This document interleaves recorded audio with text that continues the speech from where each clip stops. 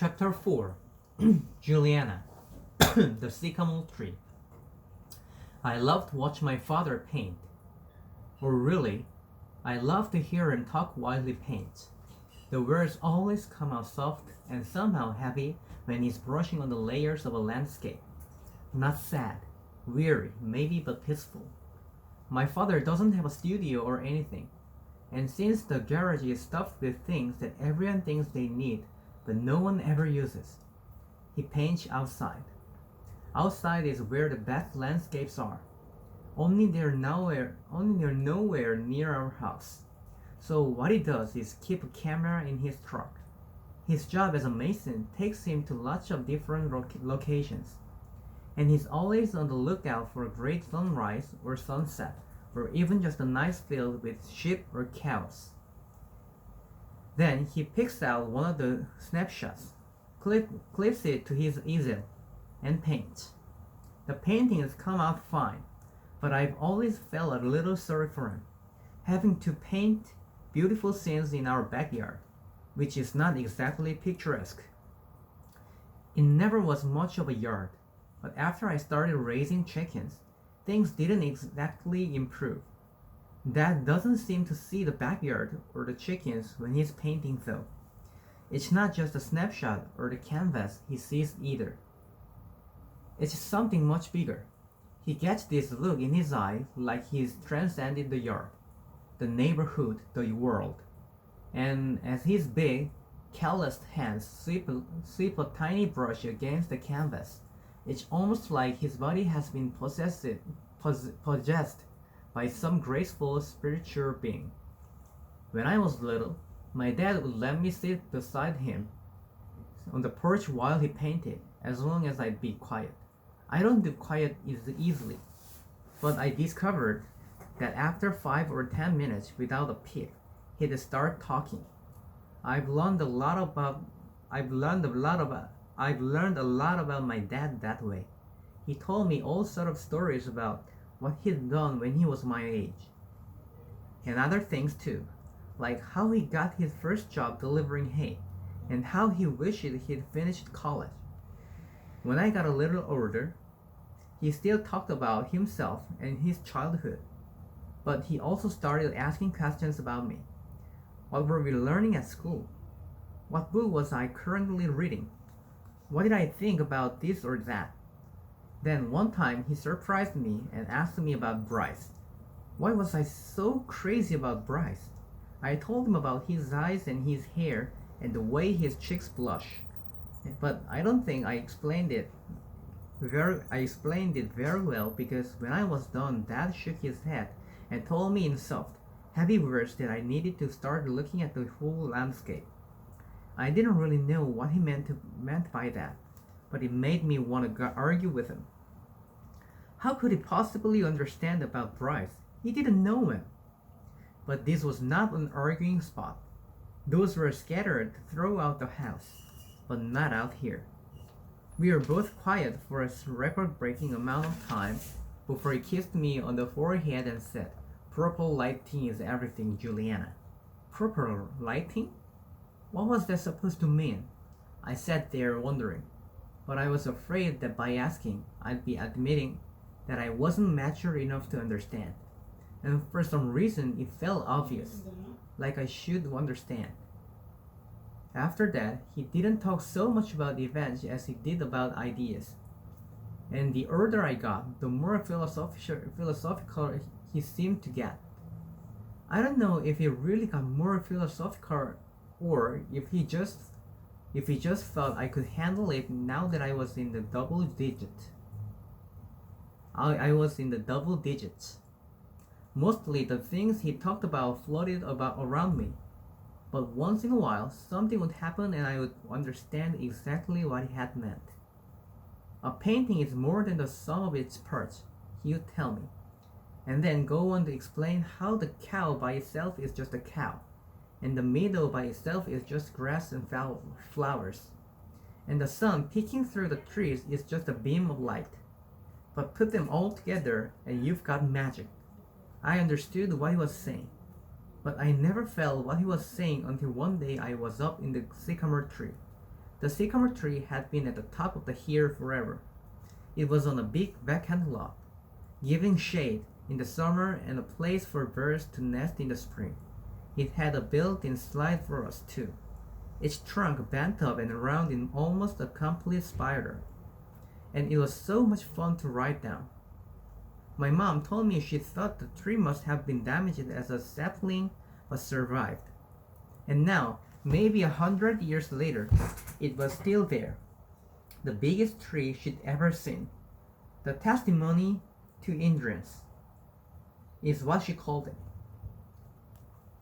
I had always played in the tree, but I didn't become a serious climber until the 5th grade, when I went up to rescue a kite that was stuck in its branches.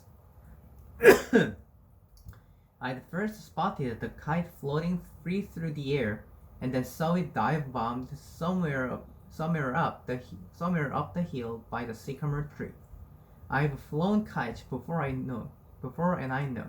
Sometimes they're gone forever, and sometimes they're just waiting in the middle of the road for you to rescue them. Kites can be lucky or they can be ornery. I've had both kinds, and a lucky kite is definitely worth chasing after. This kite looked lucky to me, and it wasn't anything fancy, just an old-fashioned diamond with blue and yellow stripes. But it stuttered along in a friendly way, and when it bombed, it seemed to do so from exhaustion as opposed to spite. Ordinary kites dive bombed out of spite. They never get exhausted because they won't stay up long enough to poop up. 30 feet up, they just sort of smirk at you and crash for the fun of it. So Champ and I ran up to Collier Street, and after scouting out that road, Champ started barking at the sycamore tree. I looked up and spotted it too, flashing blue and yellow through the branches. It was a long ways up, but I thought I'd give it a shot. I shinnied up the trunk, took a shortcut across the slide, and started climbing. Champ kept a good eye on me, barking me along, and soon I was higher than I'd ever been, but still the kite seemed forever away. Then below me, I noticed Bryce coming around the corner and through the vacant lot, and I could tell from the way he was looking up that this was his kite. What a lucky kite this was turning out to be. "Can you climb that high?" he called up to me. "Sure," I called back, and up I went. The branches were strong, with just the right amount of intersections to make climbing easy. And the higher I got, the more amazed I was by the view. I'd never seen a view like that. I was like being in an airplane above all the rooftops, above the other trees, above the world. Then I looked down at Bryce, and suddenly I got dizzy and weak in the knees. I was miles off the ground. Bryce shouted, "Can you reach it?" I caught my breath and managed to call down, "No problem." Then forced myself to concentrate on those blue and yellow stripes, to focus on them and only them as I shinned up. Finally, I touched it. I grasped it. I had the kite in my hand, but the string was tangled in the branches above, and I couldn't seem to pull it free. Bryce called, "Break the string," and somehow I managed to do just that. When I had the kite free, I needed a minute to rest, to recover before starting down. So instead of looking at the ground below me, I held on tight and looked out across the rooftops.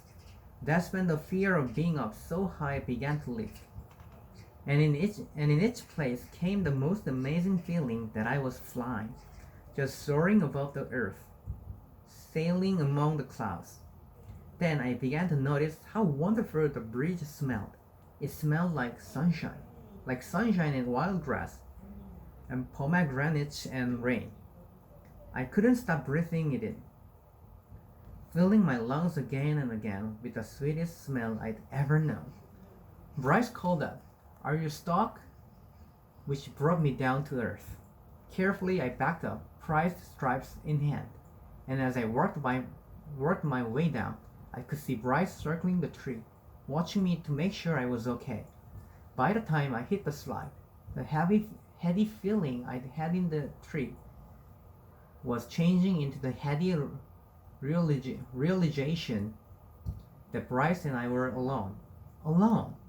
My heart was positively racing as I held the kite out to him. But before he could take it, Champ nudged me from behind and I could feel his cold, wet nose against my skin. Against my skin? I dragged my jeans in back. And that's when I realized the seat of my pants were ripped wide open. Bryce left a little nervous laugh, so I could tell he knew. And for once mine were the cheeks that were a bit red. He took his kite and ran off, leaving me to inspect the damage. I did eventually get over the embarrassment of my jeans, but I never got over the view. I kept thinking of what it felt like to be up so high in that tree. I wanted to see it, to feel it, again and again. It wasn't long before I wasn't afraid of being up so high and found a spot that became my spot. I could sit there for hours, just looking out at the world. Sunsets were amazing. Some days they'd be purple and pink. Some days they'd be a blazing orange, setting fire to clouds across the horizon. It was on a day like that when my father's notion of the whole being greater than the sum of its parts moved from my head to my heart. The view from my Sycamore was more than rooftops and clouds and wind and colors combined.